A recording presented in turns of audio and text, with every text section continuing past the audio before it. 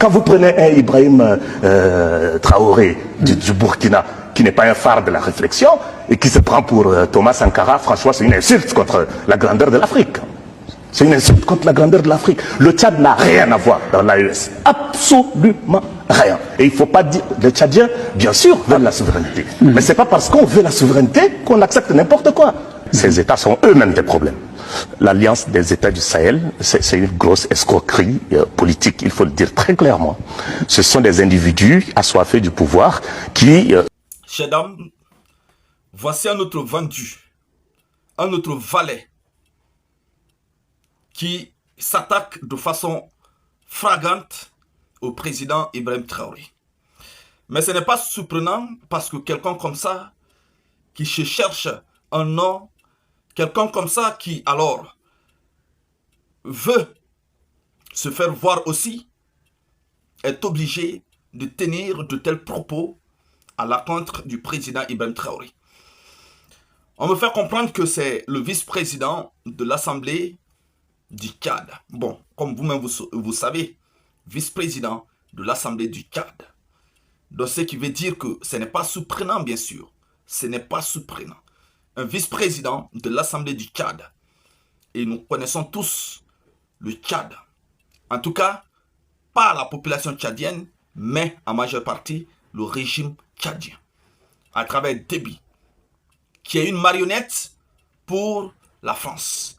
Donc ce monsieur ne peut que soutenir l'intérêt de la France, ne peut que défendre la France, ou ne peut que s'attaquer en quelque sorte au président Ibrahim Traoré, au général Abdourahmane Tchani et au général Assimi Goïta. Il ne peut que le faire.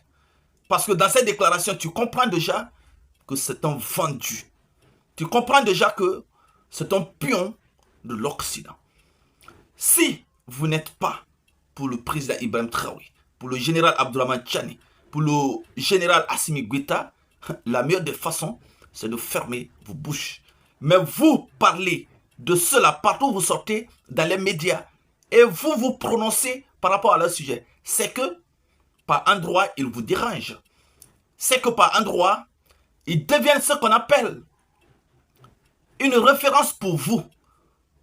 Devant vos présidents, vous refusez d'avouer. Mais dans le coulisses, vous vous servez de leurs vidéos pour vous inspirer.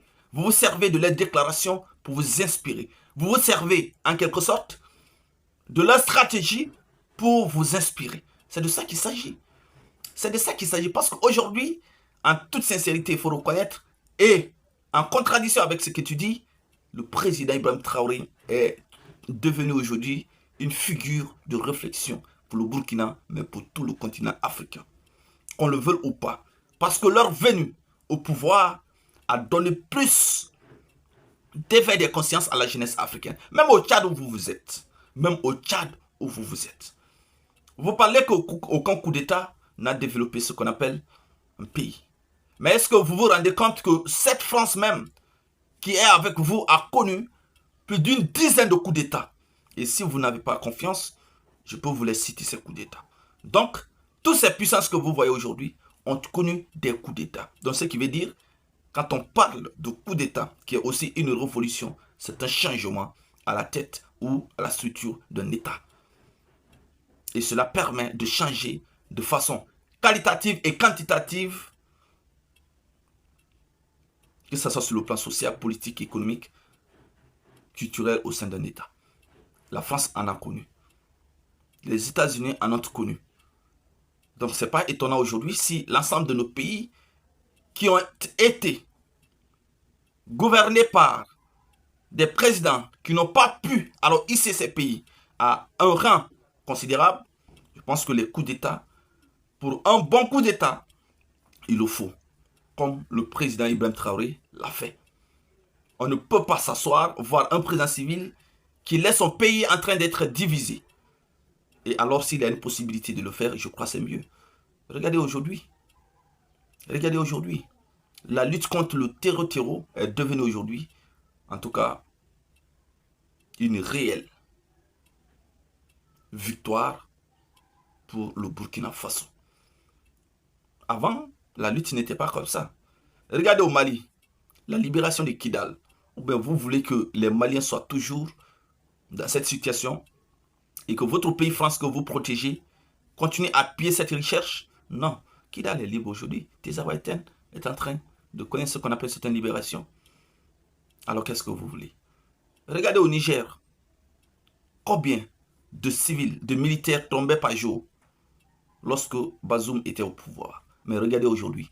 On ne peut que dire merci à Dieu parce que il y a des victoires et des victoires qui s'enchaînent. Alors qu'est-ce que vous voulez reprocher à ces présidents? Ou bien vous voulez que l'Afrique continue encore à être à la merci de l'Occident, comme vous êtes en train de le faire? Vous êtes en train de détruire le Tchad.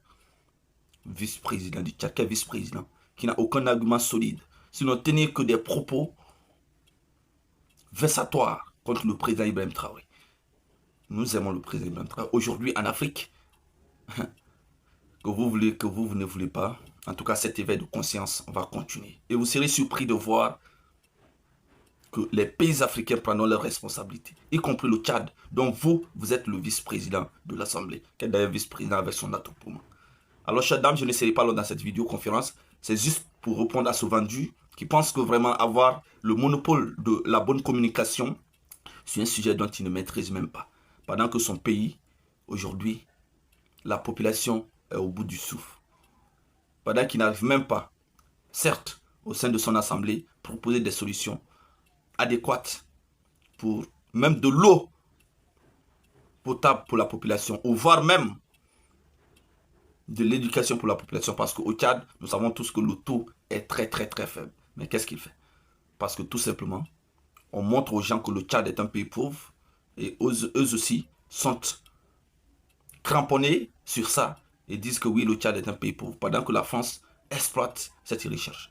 Ça ne fait même pas au moins 3 mois, 4 mois, que Marine Le Pen aussi venait en France, après que M. Emmanuel Macron ait imposé le fils de Déby au pouvoir, et a manigancé les élections. Combien de leaders qui sont partis?